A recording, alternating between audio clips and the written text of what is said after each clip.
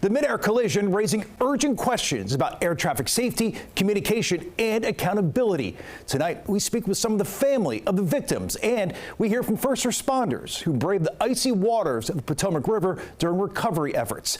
This is a defining moment in aviation history. It's become clear in the months following there were warning signs of a potentially catastrophic event.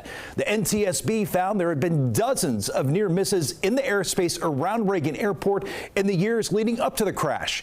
DCA News Now's Ben Dennis tells us just days before the one-year anniversary, the NTSB presented its latest findings in the investigation into what happened. The falling tears on these faces mark 1 year of grief after the families of 67 souls were left asking, how could this happen? Federal transportation investigators shared answers. We should be angry because for years no one listened. This was preventable. This was 100% preventable.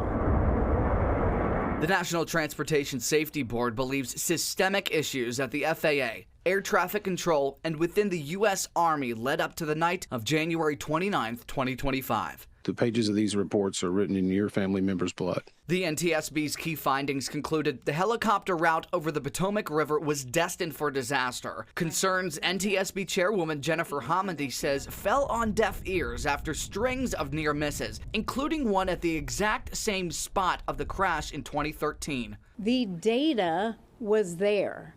The data was in their own systems. Those close calls, she says, from October 2021 through December of 2024. American 3130, slow to final. Digital simulations showed what pilots in the American Airlines jet inbound from Kansas and what the Army crew within the Black Hawk helicopter on a training flight likely saw before the collision. An Army crew equipped with night vision goggles could see through a narrow green circle. In the plane, light pollution on land likely obstructed sight of the helicopter until 2 seconds before impact. An air traffic controller asked the Army crew if the jet was in sight. They confirmed. Pad 25, traffic just south of Wilson Bridge to CRJ at 1,200 feet, circle runway 33. But the NTSB says the crew could have mistaken other inbound flights as the one in question, and some words may have been blocked from being heard due to technical issues, including the directive to, quote, pass behind the jet. Pad 25, did the CRJ in sight? Pad 25, pass behind the CRJ.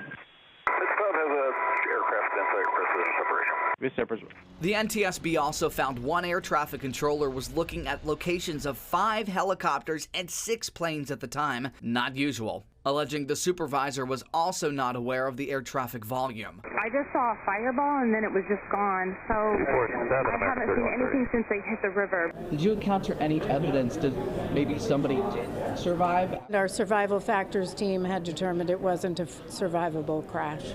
The NTSB also alleges the altitude tool in the helicopter was 100 feet off, and the crew believed they were flying within height restrictions, but actually were higher, saying the Army knew about the altitude reading discrepancy and failed to tell pilots about it. A spokesperson for the Army says they will, quote, 100% comply with the NTSB's recommendation to now inform pilots, adding, our thoughts remain with the soldiers, civilians, and families who were forever affected by this event. In their honor, the Army is continuing to implement meaningful changes to strengthen aviation safety, enhance training, and improve coordination in our nation's most complex airspace. Do you have any evidence that one person or several people were purposefully negligent? We don't have any evidence of just plain out negligence. With accountability, I mean, that's why we issue recommendations, and we're going to push hard to pursue implementation of those recommendations. A year of asking, how could this happen, shifts to, how can we avoid history from repeating itself? Prevention, not promises, are what matters most. In Washington, Ben Dennis, DC News Now.